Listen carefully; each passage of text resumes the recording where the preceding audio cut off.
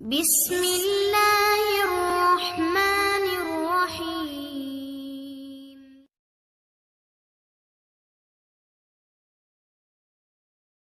السلام علیکم دوستو، کیسے ہیں؟ کیا حال چال ہیں آپ کے؟ امید کرتی ہوں آپ خیریت سے ہوں گے۔ اگر آپ کو یہ ناول پسند آئے تو میری ویڈیو کو لائک اور شیئر کریں اور چینل کو سبسکرائب کریں اور بیل آئیکن کو تو ضرور پریس کریں تاکہ آپ کو ہر آنے والی ویڈیو کا نوٹیفیکیشن ملتا رہے۔ جی ٹھیک ہے، تو چلیں اب آج کی قسط کی طرف چلتے ہیں۔ آپ کی طبیعت تو ٹھیک ہے نا؟ صبح ناشتے کی ٹیبل پہ جمیلہ بیگم کو عنائشہ کی حالت ٹھیک نہ لگی۔ جی مختصر جواب دیا۔ کل آپ عادل کے ساتھ گئی تھی اور پھر وہاں سے اٹھ آئیں، اچانک کیا ہوا تھا؟ انہوں نے جانچنے والے انداز میں پوچھا۔ عنائشہ نے حیرت سے انہیں دیکھا۔ عادل اس طرح انہیں شکایت لگائے گا اسے اندازہ نہ تھا۔ ایسے مت دیکھیں، عادل آئے تھے سامان دینے جو آپ وہیں چھوڑ آئی تھیں، تب ہمیں پتہ چلا۔ انہوں نے بات کلیئر کی۔ عنائشہ نے سر جھکا لیا۔ ماما آپ ہی کو ہم نے فون کر کے بلایا تھا، ہمارا جوائے لینڈ کا پروگرام بن گیا تھا تو ہم نے آپ ہی کو پک کیا۔ دانی فوراً عنائشہ کے حق میں بولا، جبکہ ہانیہ نے بھی ہاں میں ہاں ملائی۔ عنائشہ تو انہیں دیکھتی رہ گئی۔ اٹس اوکے، بٹ آپ کو عادل کو انفارم کرنا چاہیے تھا، وہ بیچارہ پریشان ہو گیا۔ اینی وے مجھے دیر ہو رہی ہے، آج آپ شام کو پارلر چلی جائیے گا، کچھ سروسز ہیں ان سے بات کر لیجئے گا۔ جمیلہ بیگم پیار سے کہتی اٹھی اور شہریار صاحب کے ساتھ باہر نکلی۔ دونوں ہی ڈاکٹر تھے اور ایک ہی ہاسپٹل میں کام کرتے تھے، جبکہ اپنا ہاسپٹل بھی تکمیل کے مراحل میں تھا۔ آپ کو لگتا نہیں ہم کچھ زیادہ جلد بازی کر رہے ہیں شہریار صاحب کو؟ عنائشہ کے چہرے پہ خوشی کی کوئی رمق ڈھونڈنے سے بھی نہ ملی تھی۔ نہیں، جو نیک کام جتنی جلدی ہو جائے اچھا ہے۔ آپ کی حاذق سے بات ہوئی؟ 2 دن سے وہ گھر نہیں آ رہے۔ جمیلہ بیگم نے بات کو پلٹا۔ معلوم کیا تھا، کام کے سلسلے میں شہر سے باہر ہیں۔ گاڑی رن وے پہ ڈالی۔ حاذق، اگر آپ نے میری بیٹی کو تکلیف پہنچائی تو مجھ سے برا کوئی نہیں ہوگا۔ آپ میری بیٹی سے کیسی محبت کرتے ہیں؟ وہ کسی اور سے ماں باپ کی خاطر شادی کے لیے تیار ہو گئی اور آپ اس کے لیے سٹینڈ نہیں لے پا رہے، اور میں اپنی بیٹی ایک ایسے انسان کو کیسے دے دوں جو اتنا بے بس ہے؟ کل کو آپ کیا ساتھ نبھاؤ گے؟ بجائے اس کے کہ آپ اپنی محبت نبھاؤ، اس کے لیے کھڑے ہو، آپ منہ چھپا کے کہیں بیٹھ گئے ہیں۔ اور میری بیٹی اتنی تکلیف میں ہے، یہ صرف اس کی نہیں آپ کی بھی آزمائش ہے۔ چلیں۔ گاڑی ہاسپٹل کے سامنے روکتے شہریار صاحب نے جمیلہ کو سوچو سے باہر نکالا۔ جی بیگ سنبھالے وہ نیچے اتری، جبکہ دل ان کا عنائشہ میں ہی اٹکا ہوا تھا۔ آپ بہت برے ہیں یامین سکندر، کشش نے منہ بناتے اسے کہا، جو بہت مطمئن موبائل یوز کر رہا تھا اور گاڑی کشش کے کالج کے روڈ پہ گامزن تھی۔ وہ کالج نہیں جانا چاہتی تھی، جبکہ یامین چاہتا تھا وہ اپنی پڑھائی ہر حال میں مکمل کرے۔ شوہر شادی کے بعد اپنی بیویوں کو ہنی مون پہ لے جاتے ہیں، اور ایک یہ میرے ہیں کالج لے کے جا رہے ہیں۔ منہ بناتے آہستہ آواز میں بولی کہ کہیں ڈرائیور نہ سن لے۔ یامین نے گردن موڑ کے ایک حیرت کی نظر اس پہ ڈالی اور نفی میں سر ہلایا۔ کشش نے اپنی بات کا اثر نہ ہوتا دیکھ غصے سے رخ موڑ لیا۔ گاڑی کالج کے سامنے رکی۔ کشش منہ بناتے اترنے لگی۔ کشش، یامین نے بہت نرم لہجے میں پکارا تو وہ پلٹی۔ واپس پہ میں خود لینے آؤں گا، کسی کے ساتھ بھی نہیں جانا، گھر میں خود آؤں گا۔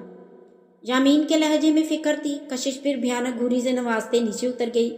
اس کے اترتے ہی یامین نے گارڈز کو الرٹ کیا۔ گاڑی ایک جھٹکے سے رکی۔ گاڑی کے سامنے وہ کھڑی تھی جس کو کتنے دنوں سے ڈھونڈ رہے تھے۔ بہت دھیرے سے وہ گاڑی سے اترے۔ سامنے وہ آج بھی ویسی ہی تھی، پہلے جتنی حسین لیکن دل فریب۔ میر حیات سکندر، تھک گئے ہوگے مجھے ڈھونڈتے ڈھونڈتے، سوچا اب خود ہی سامنے آ جاؤں۔ فریدہ فاروقی بہت اترا کے بولی، کیا کیا چاہتی ہو آپ، اور کیوں واپس آئی ہو؟ سکندر صاحب کو اس کا انداز کھٹکا گیا۔ ایک طوائف زادی کسی سے کیا چاہے گی سوائے پیسوں کے؟ ایک آئی برو اٹھاتے سکندر صاحب کو سخت زہر لگی۔ تمہیں تمہارے پیسے دے دیے تھے میں نے، جتنے کہے تھے اس سے کہیں زیادہ دیے تھے۔ حیات صاحب نے دانت کچکچائے۔ ہاں ہاں، بہت معصوم ہو نا تم، جو یہ تک نہیں جانتے کہ ایک طوائف کا منہ کبھی بھی پیسوں سے نہیں بھرتا۔ تم نے جو دیے تھے وہ تو ختم ہو گئے، مجھے اور پیسوں کی ضرورت ہے۔ منہ ٹیڑھا کیے وہ اصل مدعے پہ آئیں۔ میرے پاس ایک پھوٹی کوڑی نہیں، سمجھی تم؟ غصے سے کہتے وہ واپس پلٹے۔ جانتی ہوں۔ अच्छा खासा लॉस कर चुके हो बिजनेस में, लेकिन तुम्हारा बेटा वो बहुत अमीर है, वो और पैसों में खेल रहा है, इससे तो तुम मांग ही सकते हो। हयात साहब के सामने आते वो मकरू हंसी। हयात साहब उसका मुंह देखते रह गए। ऐसे ना देखो जान, कहीं फिर से प्यार हो गया तो दिन में तारे गिनते रह जाओगे। मजाक उड़ाया। सिर्फ 2 दिन का वक्त देती हूँ, मुझे 1 करोड़ की रकम चाहिए, समझे? धमकी देने वाले अंदाज में कहा। ऐसा कभी नहीं होगा, कुछ भी नहीं मिलेगा अब तुम्हें। हयात साहब को अच्छा खासा गुस्सा आ गया। वो पलटी, दांत चबाए और गहरा सांस खारिज किया। अगर अपनी फैमिली का भला चाहते हो तो जरूर दोगे, वरना पैसों के लिए मैं किस हद तक जा सकती हूँ वो तो तुम जानते ही होगे। बहुत सख्त अल्फाज में कहती वो हयात साहब को चुप करवा गए। और हाँ, अब मुझे ढूंढने की कोशिश मत करना, 2 दिन बाद खुद आऊंगी तुमसे रकम लेने। कहते साथ वो गाड़ी में बैठी और एक दम से गाड़ी भगा ले गई। हयात साहब वहीं खड़े रह गए। उनका बिजनेस डूब चुका था। उस वक़्त उनका बाल बाल कर्जे में डूबा हुआ था। ऊपर से ये औरत 1 करोड़, वो कहाँ से लाएंगे? परेशानी में वो गाड़ी पे बैठे। अगर उसे पैसे ना दिए तो वो मेरा घर बिखेर देगी। वो सच्चाई जो इतने अरसे से छुपाई हुई थी वो सबके सामने आ जाएगी। गाड़ी से निकलते वो सामने गेट के अंदर दाखिल हुई। खाजक से सामना हो गया। उसको चोट आई थी, माथे पे बैंडेज थी, लेकिन आंखों में अजनबियत। अनायशा का दिल पूरी तरह धड़का, लेकिन खुद को कंपोज करती वो आगे बढ़ी। कैसे हैं? वो काफ़ी फ्रेश लगी हाजक को। उसके चेहरे पे उदासी थी, लेकिन एक अलग ही चमक देखी हाजक को। कैसा होना चाहिए? हाजक ने टूटे हुए लहजे में उल्टा उसी से पूछा। अनायशा के पास कहने को कुछ ना बचा, आंखें फिर से नम हो गई। कितना समझाया इस दिल को, लेकिन समझ ना पाया। बिना कुछ कहे वो वहां से अंदर की जाना बढ़ गई। वो अपना हौसला हारना नहीं चाहती थी। वो रो के हाजक के सामने कमज़ोर भी नहीं पड़ना चाहती थी। दुख तब नहीं होता जब लोग नहीं समझते, तकलीफ तो तब होती है जब अपने नहीं समझते। हाजक सर झटकता बाहर निकला। अब मुंह ठीक करोगी? यामीन उसे कॉलेज से पिक करता अपने ही रेस्टोरेंट में ले आया था और अब उसे ऑर्डर करने का कह रहा था, जबकि वो नखरे किए जा रही थी। आप ना इंतहाई कंजूस हैं। खाना खिलाने लाए भी तो अपने ही होटल में ताकि पैसे बच जाएं। कशिश हर बात में अपना मतलब निकाल लेती थी। कशिश मैं पे करूँगा। यार वो जिद जा गया उसकी सोच से। पे करें या ना करें, दोनों सूरतों में पैसे तो आपकी जेब में ही जाएंगे। कशिश की मंतक पे यामीन का दिल किया कि सर पीट ले अपना। अच्छा बताओ क्या चाहती हो? हार मानते बोला। हनीमून पे जाना है, बिना शर्माए झट से बोल दिया। कशिश, यामीन ने इधर उधर देखा, किसी ने सुना तो नहीं। कशिश अभी ऑर्डर करो, इस बारे में घर जाके बात करेंगे, यामीन ने धीरे से कहा। नहीं, मुझे अभी बताएं, लेके जाएंगे? कशिश ने जिद की। अच्छा कहाँ जाना है? यामीन ने चेयर के साथ टेक लगाते सुकून से पूछा। कागान नारान, ले चलें, मरी ले जाएं। मुझे ना लिफ्ट पे बैठना है और पैराग्लाइडिंग भी करनी है। मुझे पहाड़ की सैर भी करना है, मोहिंजोदड़ो हड़प्पा के जंगलात में भी जाना है। और यामीन ने टोका। उससे लगा कशिश उसके सब्र का इम्तिहान ले रही है। क्या हुआ? कशिश ने हैरत से पूछा। ठीक है, जहाँ कहोगी वहीं ले जाऊंगा, अब ऑर्डर करो प्लीज़, यामीन ने हार मानते कहा। कशिश ने अब मज़े से ऑर्डर किया। यामीन उसके चेहरे पे मासूम मुस्कुराहट देख अंदर तक पुरसकून हो रहा था। अनायशा की मेहंदी का फंक्शन घर पे ही था और कशिश, समीर और किरण के साथ वो वहाँ पहुँची हुई थी और सारी इन्फॉर्मेशन इकट्ठी कर रही थी। हाजक आज वहाँ ना था, वो आज होटल पे ही रुका। वो जानता था कि वो घर गया तो सब कुछ बिखर जाएगा और वो अनायशा की चाहत के बिना कुछ नहीं कर सकता था। उसकी रजामंदी के बिना वो बेबस था। वो उससे चाहता था, लेकिन शायद वो नहीं चाहती थी। विंडो से बाहर देखता वो रात की तारीकी को अपने अंदर भी उतरता महसूस कर रहा था। काश अनायशा, तुमने मेरी चाहत के बदले में चाहत दी होती तो आज हम एक साथ होते। वो दुख से आंखें मूंद गया। ओके डन, अब से प्लान पे काम शुरू। कशिश ने टीवी लाउंज पे खड़े समीर और किरण से सारी इन्फॉर्मेशन डिस्कस की और आगे की प्लानिंग भी बताई। देख लो कशिश, कहीं कुछ गड़बड़ ना हो जाए, हम फंस ना जाएं। कुछ नहीं होगा, अल्लाह है ना हमारे साथ, फिर घबराना कैसा? कशिश ने किरण को हौसला दिया। ओके, अब मैं चलती हूँ। यामीन, सिकंदर किधर इधर ही ना आ जाए। गुड नाइट, लेकिन सुबह वक्त पे तैयार रहना तुम दोनों। बाय। कशिश वहाँ से उन्हें हक्का बक्का छोड़ अपने रूम में चली गई, जहाँ यामीन लैपटॉप खोले ऑफिस वर्क में बिजी था। उसे अंदर आता देख नज़रअंदाज की अपने काम में बिजी था। آپ کا اور کتنا کام ہے؟ پاس بیٹھتے سنجیدگی سے پوچھا۔ کیوں؟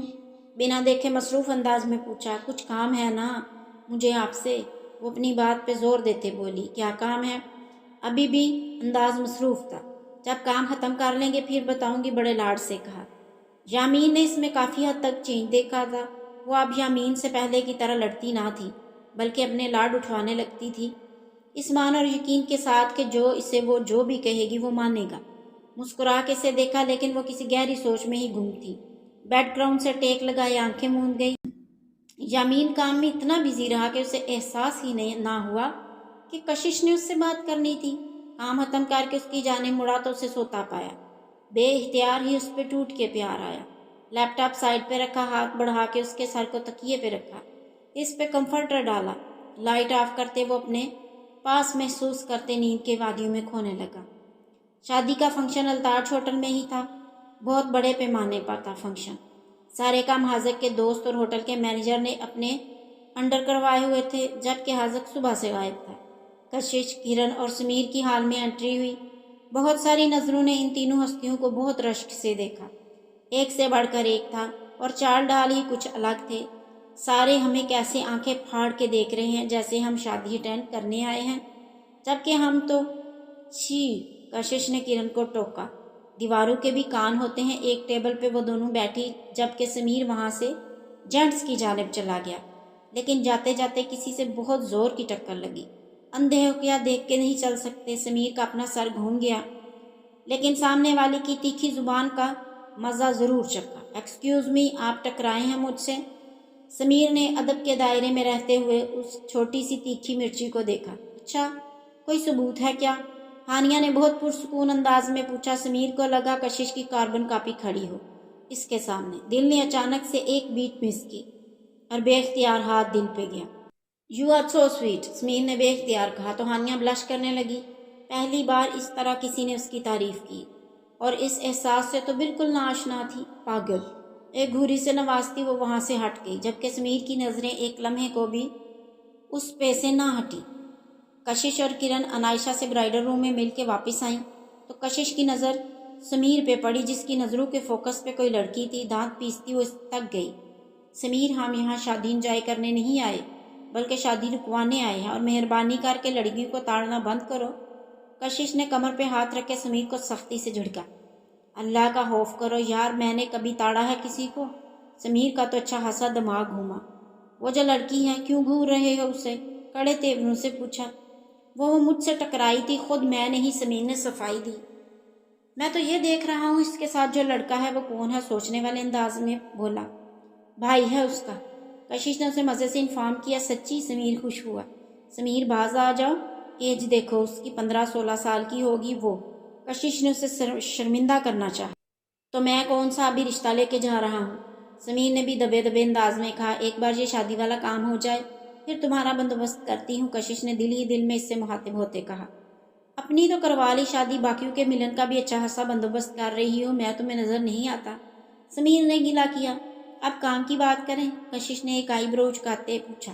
سمیر نے گہرا سانس خارج کیا۔ دیکھو یار، شادی رکوانی ہے تو پلان بھی تو ہوگا نا، وہ بتاؤ۔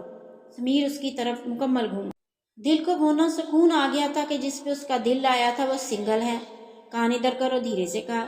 نہیں کاٹو گی؟ سمیر نے دونوں کان چھپائے۔ کشش نے دانت پیسے اور اس کا ہاتھ پکڑ کر سائڈ پہ لے گئی، اور یہ سب ہانیہ کی نظروں نے بھی دیکھا اور ایک جالس پن کا احساس جاگا۔ ہاں بولو، سمیر نے فوراً کہا۔ پلان ہے دلہا کڈنیپ کرنا ہے، سرگوشی والے انداز میں کہا۔ کیا؟ سمیر دنگ رہ گیا۔ وہ کشش تھی، کچھ بھی کر سکتی تھی، کچھ بھی سوچ سکتی تھی۔ جو کہا ہے وہی کرنا ہے، سمجھے؟ دلہا بھی پہنچا نہیں سے انفارمیشن لے لیں، وہ جس راستے سے آ رہے ہیں وہیں سے کڈنیپ کرنا ہے۔ کشش نے فوراً کہا۔ تم خود بھی پھنسو گی اور مجھے بھی پھنساؤ گی، یامین بھائی کو پتہ چلا تو دونوں کو جان سے مار ڈالیں گے۔ میں تو ان کی جان ہوں، مجھے تو وہ کچھ بھی نہیں کہیں گے، البتہ تمہارا کچھ نہیں کہا جا سکتا۔